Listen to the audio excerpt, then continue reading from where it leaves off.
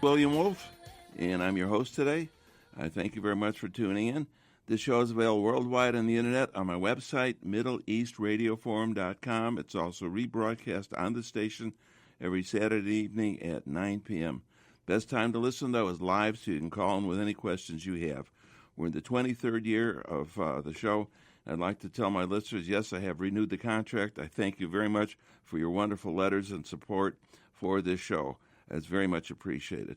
As usual, we're going to start off with Yoni Titi. My main guest today is Eileen Toplansky. She's going to talk about anti-Semitism in the medical world. Here, Eileen Toplansky is an English humanities instructor at various colleges. She has written for American Thinker, Social Contract, and Front Page Magazine, and has spoken on the Sean Hannity and Steve Maltzberg radio shows. In addition, she is the author of the recently published children's storybook titled Wonton is Not Now Backwards, which is available via Amazon. I had Eileen on Middle East Radio Forum in July of 2024, and I'm pleased to have her back again today. You wrote an article, the American Thinker article, titled Antisemitism in the Medical World. You wrote that March of 2026. Today's program will enlarge upon this emerging threat to our society. See Antisemitism in the Medical World. Okay, Eileen, it just seems hard to believe that our American doctors, at least so many of them, are into anti-Semitism and vilifying their Jewish colleagues. How is that Indeed. possible? No, medical care is built on safety, dignity, and trust. But serious changes have occurred as the medical field has eagerly adopted the same type of leftist identity, or DEI politics, that have come to define the ideologies of Ivy League universities. And this, unfortunately, has also ushered in jihadist beliefs in the medical arena. As a result, medical training and practice has become fertile ground for anti-Semitism to flourish. In fact, medical schools have become hotbeds of pro-Hamas and pro-terrorist agitation, vilifying Jews and Israel. Social media sites have been flooded with cries of jubilation from physicians and other healthcare providers that exalt the death of and destruction of Jews in Israel. In 2025, Dr. Stanley Goldfarb's organization, known as Do No Harm, compiled a list which contains 78 medical schools that still had their own DEI offices despite Trump's DEI crackdown. And sadly, where DEI exists, so does jihadist ideology. The barbaric attacks against Israel by Hamas on October 7, 2023, resulted in live Jewish babies being baked in ovens, women's breasts being cut off and thrown about, women and men being gang raped, and entire Israeli families being burned alive. Gregoire Canlorbe at Gatestone Institute has written that one might have expected that the jihadist invasion of October 7th would trigger a wave of solidarity and empathy toward Israel. Well, it did for maybe 2 hours. On the very day of the attack, days before the IDF retaliated, the anti-Semites came out of the woodwork. They exploited the war in Gaza to advance their narrative and swell their ranks, and ushered in a form of institutional hostility. And it is hard to fathom that doctors here in the U.S. are among those who engage in some of the most egregious displays of anti-Semitism, and that they are not regularly punished for their conduct. But we need some background. Let's take a step back and explain the connection between Judaism and Israel, the new anti-Semitism, and the 3 Ds as explained by the eminent Natan Sharansky, and the fact that jihadists see nothing but the entire annihilation of Israel and the Jewish people as their ultimate goal, since they seek to create a global caliphate, and Israel is in the way. The late Rabbi Jonathan Sachs in 2019 explained the connection between Jews as a people, Judaism as a religion, and Israel as a state. He asked, how can anti-Zionism be the new anti-Semitism? He explained that anti-Semitism is hatred of Jews as a people.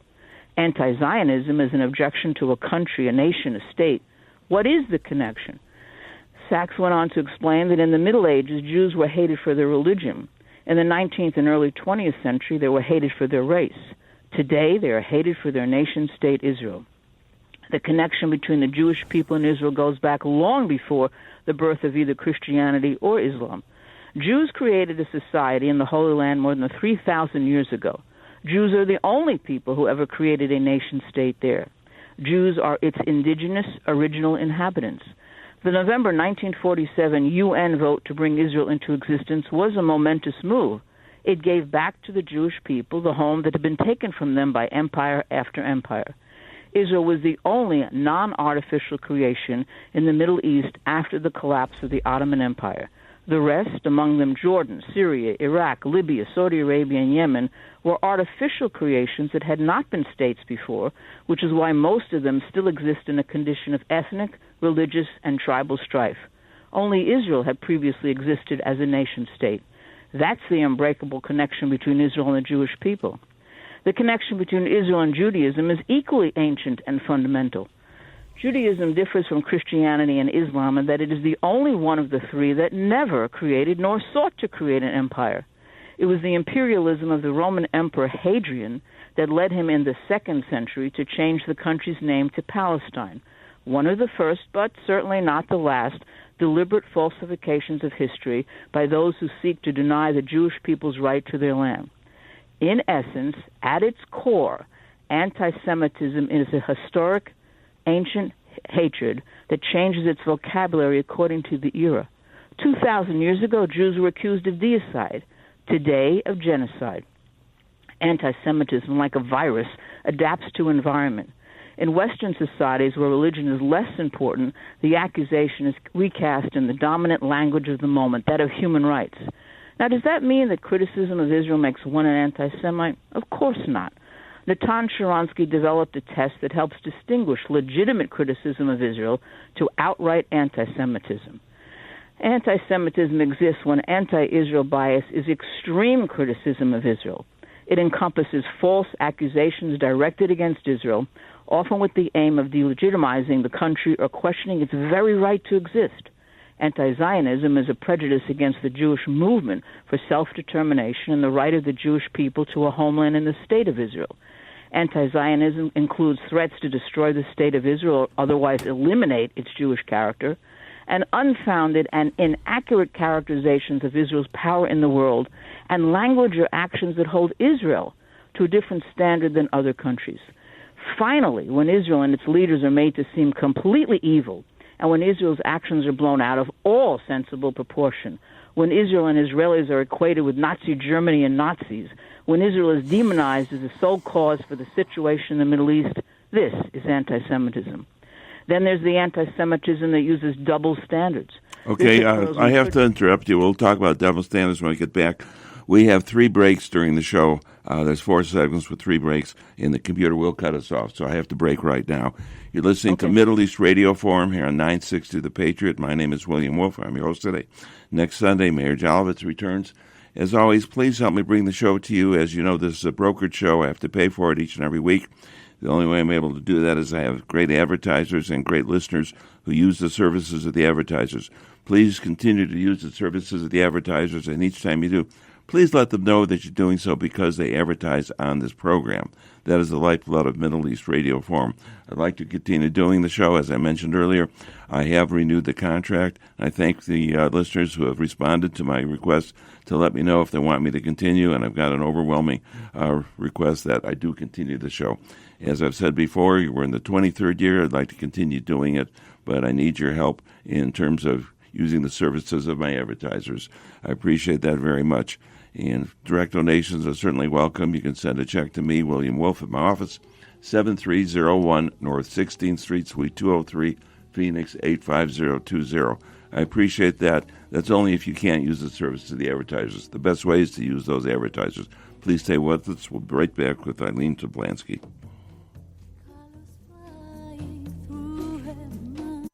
Americans for a Safe Israel, AFSI, is a top nonprofit advocacy group promoting a secure, whole Israel through truth-telling programs and insider missions exploring its history and strategic importance. Join us or learn more at 212-828-2424 or judy@afc.org. That's 212-828-2424 or judy@afc.org. Benefit Air Conditioning is a wonderful company from the office staff to their repairman and installers. In the extreme climate of Arizona, you can't afford to use anyone but the best, and that is Benefit Air Conditioning. Call Mike at 602-840-9999 602-840-9229. He has been in business for decades and will be there when you need him. Again, call 602-840-9229. That's 602-840-9229. At Precision Integrative Pain, they have a team of highly qualified licensed providers and staff. Their board-certified physicians and healthcare providers offer same-day appointments when possible and work closely with attorneys and other medical specialists. Dr. Drew Hunter is a highly skilled, double board-certified medical physician who takes his time to offer premium care to his patients. Bilingual services are available. Call 602-688-6884 or visit their website, pic-az.com. Are you vegetarian or vegan? Boy, do we have the restaurant for you. Veggie Village at 1255 East Northern in Phoenix, a terrific restaurant. Chicken, shrimp, calamari, mutton, and fish, all made from plants, a delight to your taste buds. This is a really exceptional restaurant. Closed on Sunday, but otherwise 6 days of terrific dishes. That's Veggie Village, 1255 East Northern, or call them at 602-944-1088. This is attorney William Wolf, creator of Middle East Radio Forum and named Trial Attorney of the Year by the Arizona Trial Lawyers Association. I've been in practice in Phoenix since 1971. I have exciting news.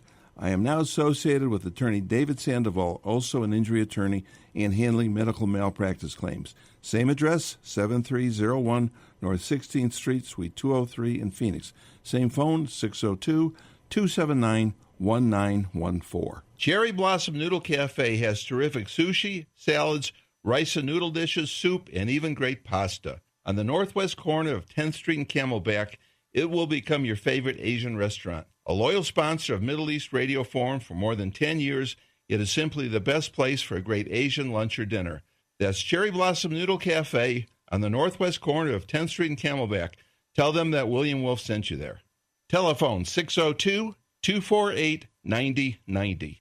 You're listening to the Middle East Radio Forum on 960 The Patriot. To join in the conversation, call anytime at 602-508-0960. That's 602-508-0960. Outside of the Valley, call toll-free 888-960-9696. Questions are also welcome at radioforum@aol.com. That's radioforum@aol.com. Now back to your host, Attorney William J. Wolf. Welcome back to today's edition of Middle East Radio Forum. My name is William Wolf.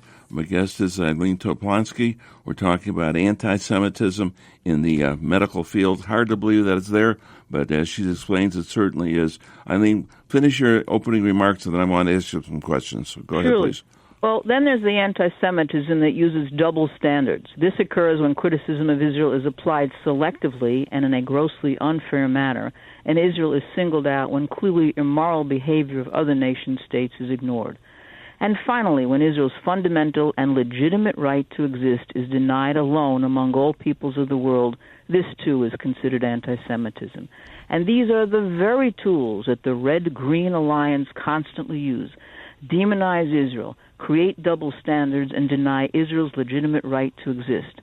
The unholy alliance of radical Muslims and zealous communists is in line with their desire to destroy the U.S. and its allies. Medicine is just one of their many targets. The fact that jihadist influencers are now part of the medical teaching landscape shows how the Red-Green Alliance poses a threat for physicians, other medical personnel, and, of course, patients. It is unfortunately no small leap that radical leftists and Islamists created the Red-Green Alliance, resulting in an ongoing brew of hatred and anti-Semitism. And it is important to remember that anti-Zionism is an Islamic religious imperative. It's almost unbelievable that the leftists ignore the jihadist gradual erosion of freedom of conscience, the lack of equality before the law, the erasure of women's rights and minority protections. But those who are obsessed with identity politics have become useful allies for Islamist networks. The two groups' common goal is to destroy the U.S. and its allies, and that overrides everything for now. In fact, documented anti-Semitism exists in medical organizations so much that Ian Kingsbury and J.P. Green have written at Tablet magazine, quote, "It would be advisable for Jews to avoid enrollment in medical schools like Michigan State and Yale that abide or encourage extremism. For example, just look at what their medical associations and schools are teaching them. These institutions not only advance an ideology that facilitates Jew hatred, they demonstrate by the example of their public statements that they hold Jews and the Jewish state to a different standard. The group Stop Antisemitism is an organization that calls attention to public displays of anti-Semitism by many medical practitioners whose speech or conduct clearly demonstrate untrammeled Jew hatred. The fact that some of these health professionals were subsequently disciplined by their employers is reassuring, but the fact that so many would feel the urge and freedom to engage in overt Jew hatred despite their advanced professional training is alarming. In fact, several doctors publicly celebrated the savagery that Hamas inflicted upon Israel. The unbridled adoption of extreme leftist political orthodoxy, combined with the heinous jihadist principles, raises the specter that a field entrusted with healing is instead becoming a vehicle for hatred. For example, more than 75% of medical professionals and students who identify as Jewish say that they have been exposed to anti-Semitism. Since October 7, 2023, Jew hatred in medical publications and social media posts has greatly increased.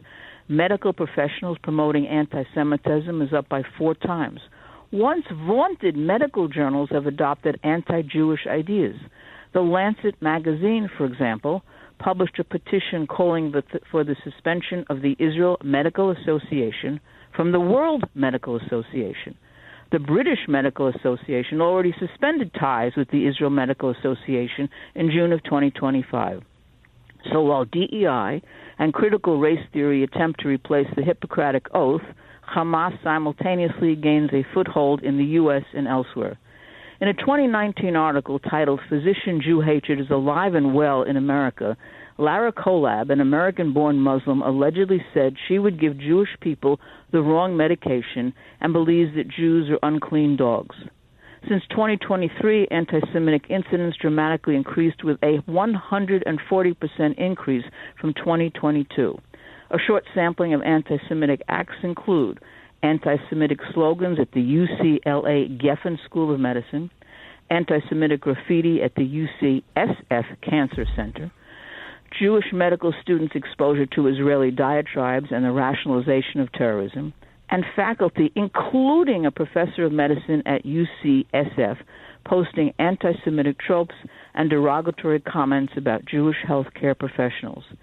In their report titled "Combating the Shocking Rise of Anti-Semitism in Healthcare," the Hadassah organization notes, quote, "Instead of the support they expected from peers, Jewish practitioners in hospitals, clinics, and healthcare facilities have found themselves marginalized." More recently, the Trump Department of Justice indicted 8 anti-Israel activists. The defendants, who range in age from 21 to 28, allegedly promulgated a series of demands focused on divestment from Israel after the massacre by Hamas. According to the Washington Free Beacon, in 2024, 26-year-old Paige Elizabeth Fayok, a University of Michigan medical researcher who graduated from the elite Wellesley College, and another individual named Ahmet Kerem Korkaya, a medical student in Wisconsin, formulated plans to kill, torment, and terrorize their targets and families, according to evidence presented by the Justice Department. Korkaya subsequently said of another listed target, "I'm going to be the dirtiest effing doctor ever. I'm going to poison her slowly." Fayok agreed with this plan and added, "We need people burning the victim to get into that house and then burn it down." As a consequence, the AJMA, or American Jewish Medical Association, was formed in 2023 to address the rising incidence of anti-Semitism and anti-Zionism that impact the workplace and patient care. For example, at American medical school graduation ceremonies, there are depictions of anti-Semitic themes, keffiyehs, a Palestinian flag, and a blank map of Israel. At the online Canary Mission site, one can peruse the list of medical practitioners who have made anti-Semitic remarks on social media while they were in pre-med and during medical school. It is truly frightening that these people hold the well-being of Jewish patients in their hands. For example, there are women undergoing fertility treatments who are worried about putting their Jewish names on test tubes lest anti-Semitic staff interfere. Walid Kass is a physician who physically attacked an Israeli and called for the death of Jews and Israelis. He has also shown support for Hamas and is registered with the American Board of Pediatrics. Equally problematic was the fact that the American Academy of Pediatrics did not formally retract its support of Dr. Hussam Abu Safaya, who was identified as a member of Hamas, even though the Academy faced strong public and organizational pressure to do so.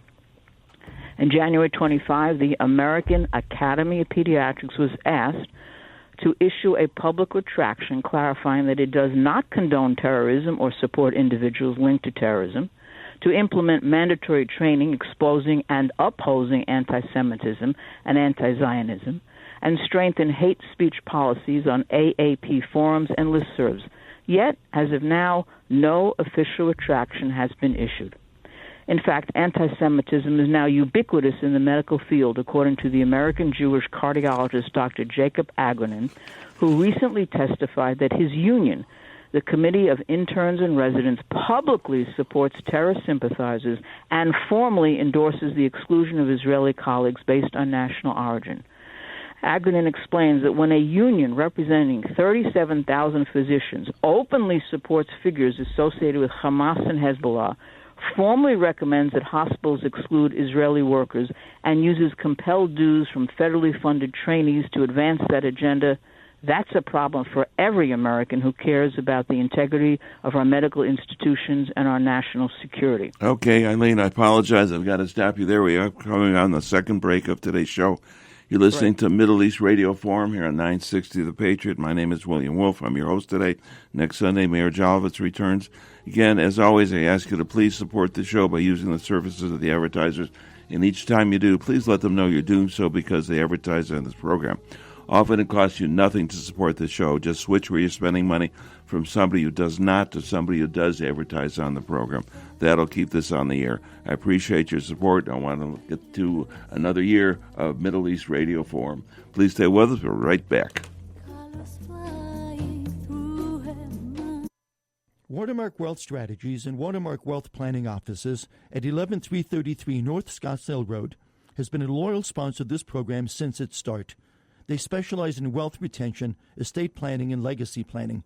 Watermark has been a leader in the Valley, and its members have been together for over 20 years. Founding partner Carmen Saccone has over 40 years of experience in tax, investment, and estate planning issues affecting retirees and their assets. They offer comprehensive planning that has helped assist families through the process of identifying client objectives and concerns and constructing a strategic plan to address tax, risk, and legacy issues.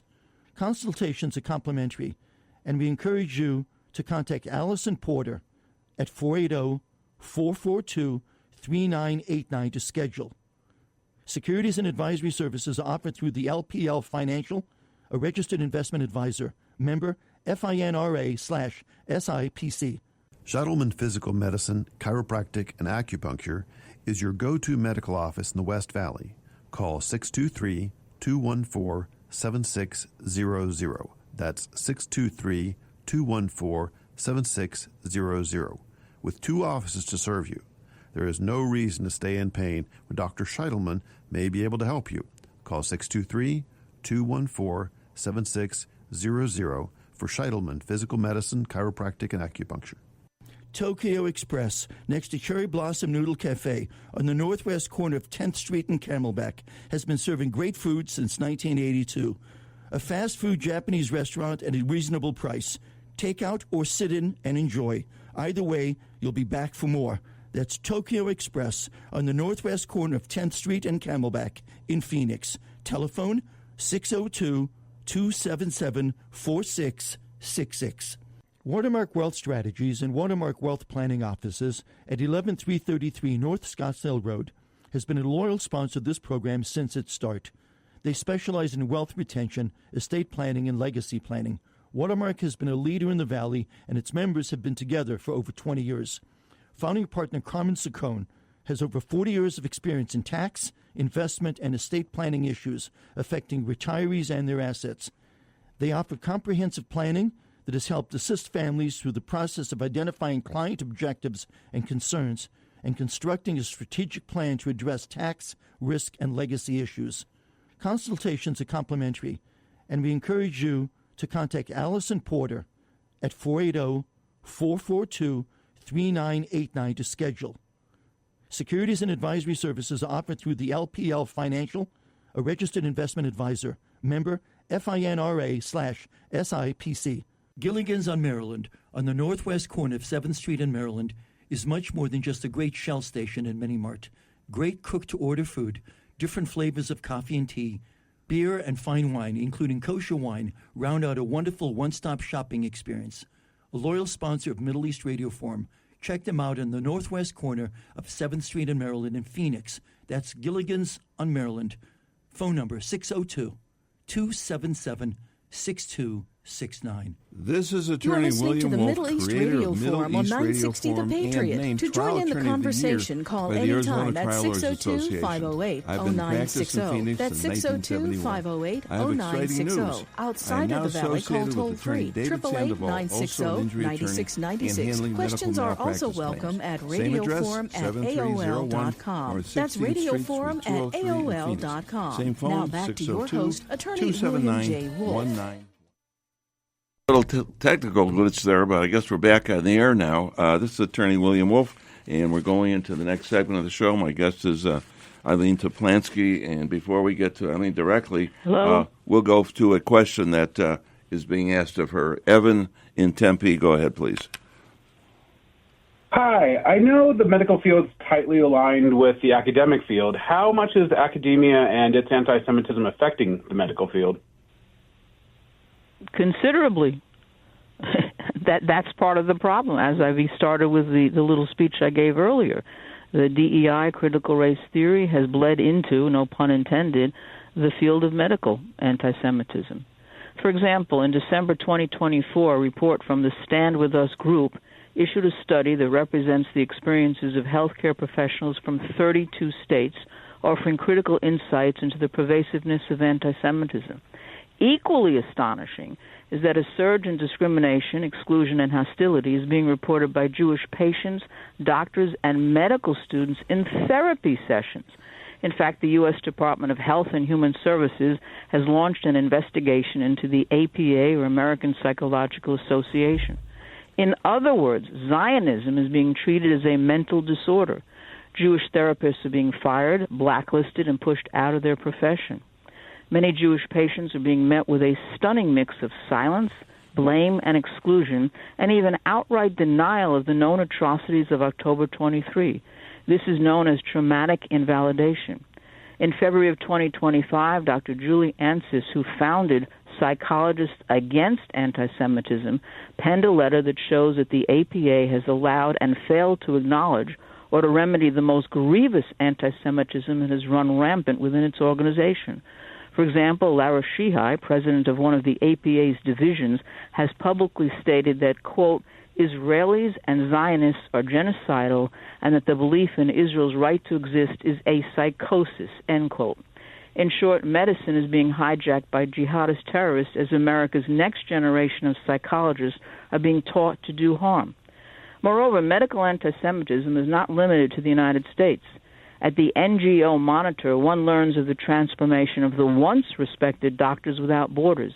It has sadly become a leading source of false accusations and demonization targeting Israel. Authors Esther Levinson and Gerald M. Steinberg carefully documented the manipulated and distorted evidence and the double standards that Israel has to deal with. Yet the silence of Doctors Without Borders is deafening and is no longer a neutral player. In the United Kingdom, Rehiane Ali is a practicing Muslim doctor. She denies that any Israelis were raped by Hamas, and she was suspended from practice for a mere 18 months. Hugh Fitzgerald of Front Page magazine documents Jew hate among medical personnel, where a United Kingdom plastic and reconstructive surgeon who ardently supports Hamas was cleared of the charge of anti-Semitism and can still continue to practice medicine. In Canada, anti-Semitism has been a problem within Ontario faculties of medicine for several years. But since October 7th, the experience of their Jewish medical faculty members and students has deteriorated significantly. And equally troubling is that the experiences of discrimination have largely been ignored by their non-Jewish colleagues and leaders. Their efforts to call out anti-Semitism has routinely been dismissed by a number of physicians and other medical practitioners. In fact, the anti-Semites use classic gaslighting techniques such as inversion. You know, you're a racist and are therefore making up anti-Semitism to cover it up. Or, there's a Jew I know who doesn't think this is anti-Semitic, so all the rest of you are offended by this are wrong. Therefore, Jews have been harassed and threatened into silence through concerns about a combination of personal safety up to and including death threats and professional risk. Then there's the land down under. The Rambam Maimonides Medical Journal highlights the anti-Semitism targeting Australia's 100,000 Jews. After October 7th, many felt the need to hide their Jewish identity. Moreover, after Muslim medical personnel were caught on camera threatening to kill Jewish patients in Australia, a judge issued a secret order protecting the medical personnel and refusing to accept the evidence. While it is laudable that the Australian Health Practitioner Regulation Agency has stated that anti-Semitism costs lives and has no place in healthcare, what meaningful steps are being taken? Your listeners need to understand that everything is all part of a greater global paradigm of hatred against Jews. You may recall the horrific attack at Bondi Beach in Sydney, Australia in 2025, when 2 Islamic State supporters carried out a mass casualty terrorist attack in Australia. The attack targeted a Hanukkah celebration, killing 15 people and wounding 40 others. As Christine Douglas-Williams at the site Jihad Watch points out, society looks for Islamophobia where it doesn't even exist, but vile hatred and threats and attacks against Israel and Jews are patently ignored and even celebrated. I have to stop you there. I apologize, Eileen. Again, we're coming up on the next break. We'll get back to you as soon as we're finished with the break. You're listening to Middle East Radio Forum here on 960 The Patriot. My name is William Wolf. Thank you for listening. Next Sunday, Mayor Jalvitz returns. I'll tell you what he's going to talk about at the end of the show. Thanks for listening. Thanks for supporting the show. I appreciate that very much. We'll be right back with Eileen Toplansky right after the break.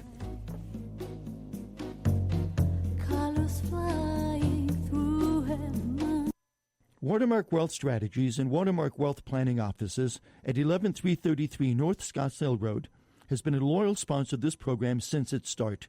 They specialize in wealth retention, estate planning, and legacy planning. Watermark has been a leader in the Valley, and its members have been together for over 20 years. Founding partner Carmen Saccone has over 40 years of experience in tax, investment, and estate planning issues affecting retirees and their assets. They offer comprehensive planning that has helped assist families through the process of identifying client objectives and concerns and constructing a strategic plan to address tax, risk, and legacy issues. Consultations are complimentary, and we encourage you to contact Allison Porter at 480-442-3989 to schedule. Securities and advisory services are offered through the LPL Financial, a registered investment advisor, member FINRA/SIPC. Gilligan's on Maryland, on the northwest corner of 7th Street in Maryland, is much more than just a great Shell station and mini-mart. Great cook-to-order food, different flavors of coffee and tea, beer and fine wine, including kosher wine, round out a wonderful one-stop shopping experience. A loyal sponsor of Middle East Radio Forum. Check them out in the northwest corner of 7th Street in Maryland in Phoenix. That's Gilligan's on Maryland. Phone number 602-277-6269. Dassault and Macros are my business and personal CPAs for a good reason. Prompt and accurate work means I trust them with all my accounting needs. Conveniently located just off the 51 freeway at 3519 East Shea Boulevard, Suite 122, give them a call and see what they can do for you. 602-996-8885. That's Dassault and Macros, 602-996-8885. This is attorney William Wolf, creator of Middle East Radio Forum and named Trial Attorney of the Year by the Arizona Trial Lawyers Association. I've been in practice since 1971. I have exciting news. I am now associated with attorney David Sandoval, also an injury attorney and handling medical malpractice. Same address, 7301 North 16th Street, Suite 203 in Phoenix. Same phone, 602-279-1914. So we now have double the resources to handle any injury, wrongful death, or medical malpractice claim.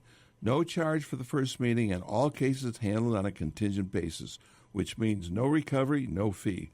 So call 602-279-1914 for representation on any injury, wrongful death, or medical malpractice claim. Again, the number is 602-279-1914. Again, 602-279-1914. We look forward to hearing from you. You're listening to the Middle East Radio Forum on 960 The Patriot. To join in the conversation, call anytime at 602-508-0960. That's 602-508-0960. Outside of the Valley, call toll-free 888-960-9696. Questions are also welcome at radioforum@aol.com. That's radioforum@aol.com. Now back to your host, Attorney William J. Wolf. To the final segment of today's Middle East Radio Forum. My name is William Wolf. My guest is Eileen Toplansky. We're talking about the very, very upsetting topic, anti-Semitism in the medical world. Please get your calls in now. I don't want anybody to get shut out. We do have a call from Gary in Mesa. Go ahead and ask your question, please. I'm so glad that she's on the air. She is very thorough. And if I can get a copy of this program, I'd like to have it for a reference. First of all, there's no such thing as Islamophobia. It's the other way around. It's the fear of Jews. We've got Jewophobia, Christophobia, Biblephobia, normophobia, you name it. Gary, I need you to ask your question, please. What's your question? Well, the question is, what would you do to in your private life as a Zionist? How would you talk to somebody who is on their side? I find no room for an opening. All right, thank you for the question, Gary. Yeah. Well, I think the first thing is, and I thank William for doing this piece, the following is of the paramount importance to remember. Islamic supremacists and their Sharia agenda have now so infiltrated the West that no one can escape the aggressive Palestinian cause in virtually any setting. It is the central cause of the Muslim worldwide community. And to raise awareness of this, thank goodness, the United States House Committee on Education and Workforce held a hearing on anti-Semitism in healthcare. That's the first step. The chairman, Representative Tim Walberg, wrote to the Geffen School that Jewish students and faculty have experienced hostility and fear at the hands of peers, colleagues, and administrators at UCLA Med, and it has not been demonstrated that the university has meaningfully responded to address and mitigate this problem. In addition, Northwestern University has been under investigation by the Department of Education for alleged anti-Semitic harassment. Now, the investigation was initiated to assess potential violations of Title VI. This brings it to a very different level of concern because it prohibits discrimination based on race, color, or national origin in educational institutions. And therefore, as a consequence, in November 2025, Northwestern University agreed to pay a $75 million fine to settle the federal investigation.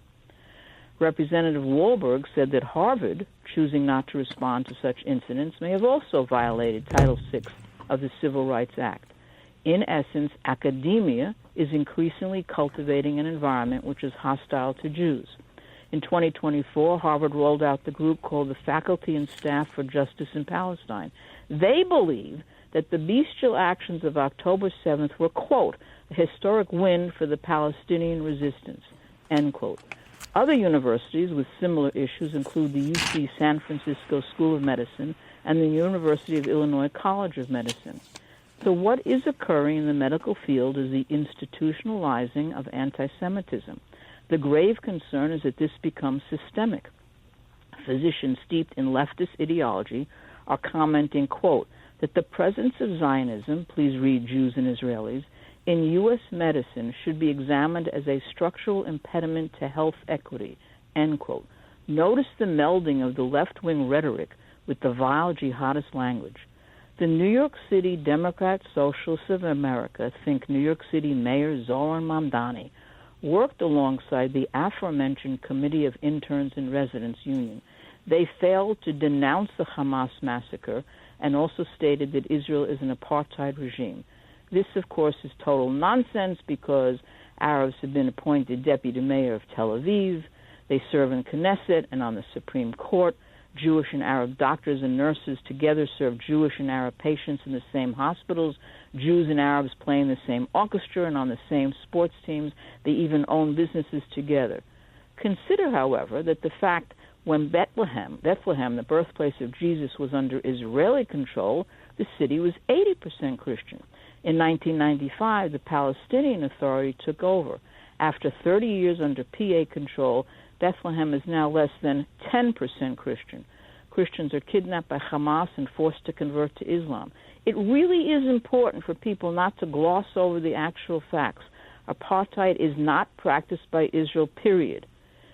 In essence, hostile learning environments and ethical failures by medical institutions are a violation of the Civil Rights Code, Title VI. Thus, the most direct punitive measure is withholding or terminating federal funds. Agencies can also freeze or suspend certain federal funds while the school addresses violations.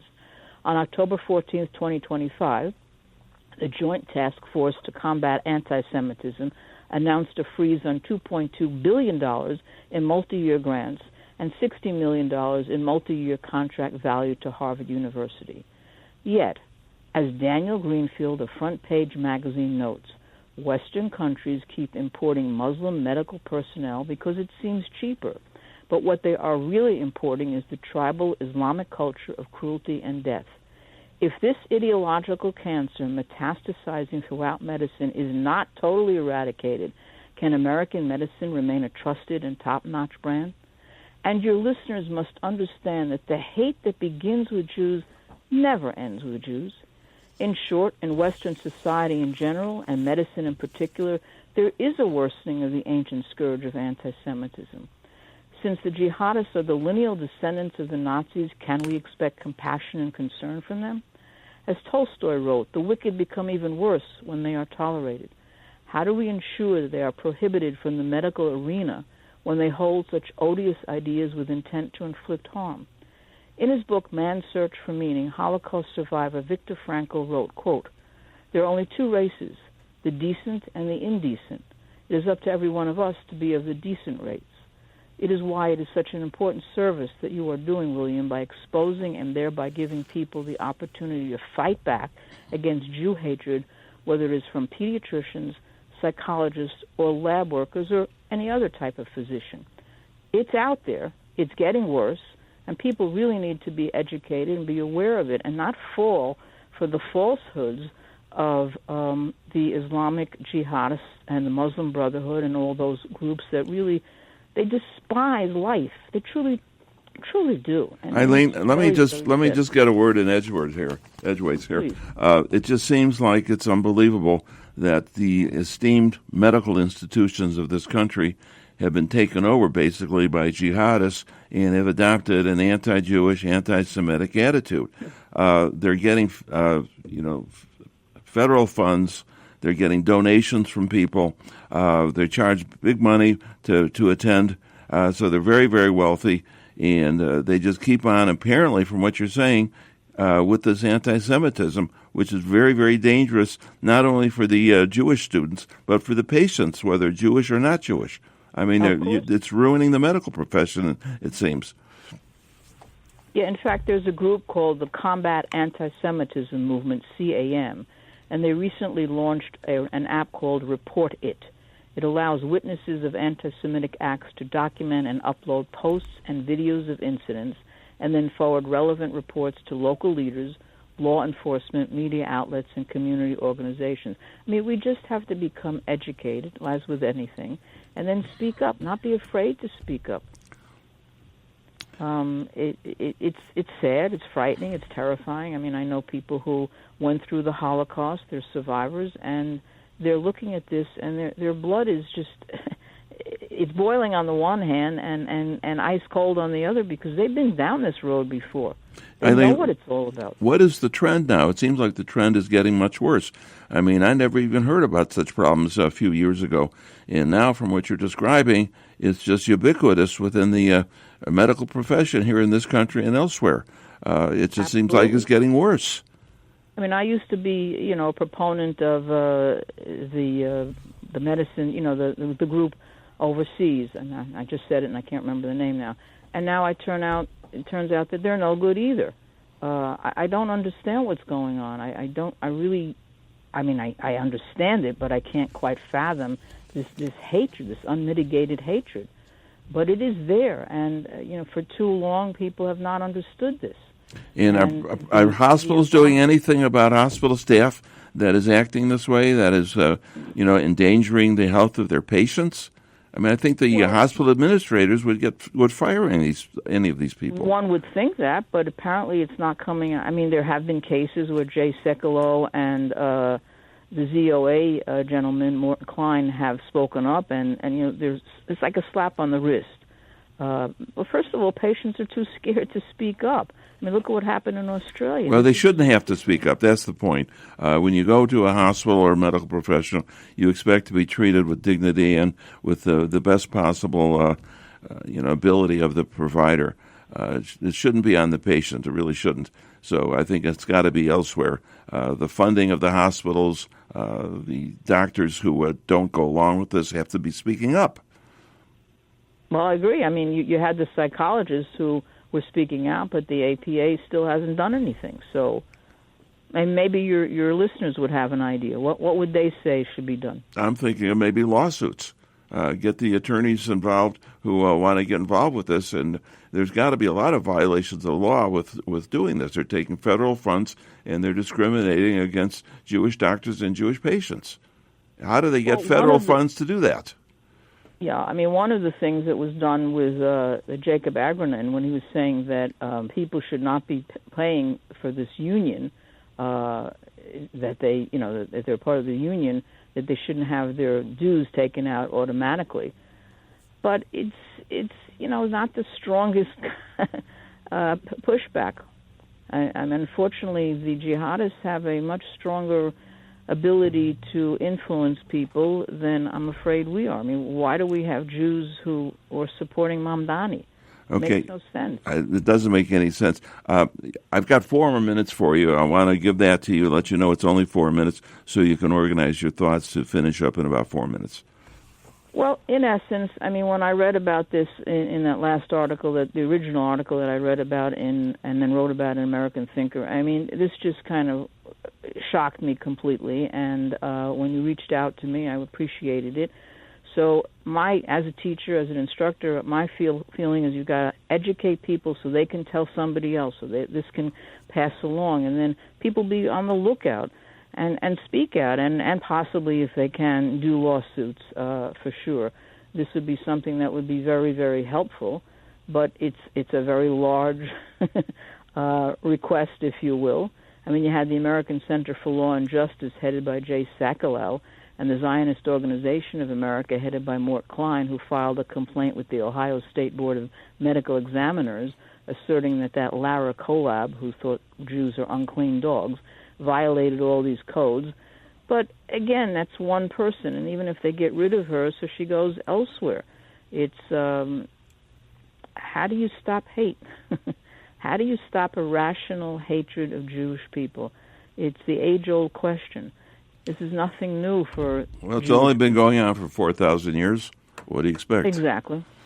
So, once again, education, speaking out, spreading the word, and not just saying, okay, it's terrible, but it's not affecting me. Because, as I say, it may start with the Jews, but it never ends with the Jews. It affects all good people. I mean, Israel's fighting the battle constantly, from within and from without. So it's something that we here in America, certainly the Jewish groups, have to speak out, but we also have Jewish groups that are just, they're vile. I mean, J Street, I don't even want to list their names and give them any publicity, but they're suicidal, and it's hard to fathom how the mind works when someone's got a gun to your head and you agree with it. So there we are. Okay, how does somebody contact you if they want to continue this discussion with you personally? Well, Middlemarch 18 at gmail.com is certainly, or just go on to American Thinker and look up my name, and you can reach out to me that way. Okay, and how long have you been involved in this particular subject? Only a couple of years. I mean, it was new to me as well. I think it just caught my attention after I read about Stanley Goldfarb and the DEI. To your original questioner, what is going on? You go to medical school and you're learning stuff that makes no sense, and then on top of it, I have a friend whose children are in medical school, and they said they spent months on, the whole gender nonsense. They couldn't believe it. So then I guess I've always had an interest in medicine. I was an EMT a long, long time ago, and these things kind of catch my attention, and therefore this just was the next logical extension. Yeah, I think we have to start with trying to starve them financially by going after their financing sources, especially through the government, the United States government, because write to your congressmen, write to your representatives and senators, and say this is too important. We're going to follow this on the show. Probably ask you to come back to the show maybe a month or two just to continue on the discussion. It's that important. I appreciate that. Eileen Toplansky, and that. Let me spell the name so people can get a hold of you. EILEEN TOPLANSKY. And I thank you very much for being on the show. Thank you, and just go to American Thinker for anything else. Right. Very good. Thank you. Thank you. Next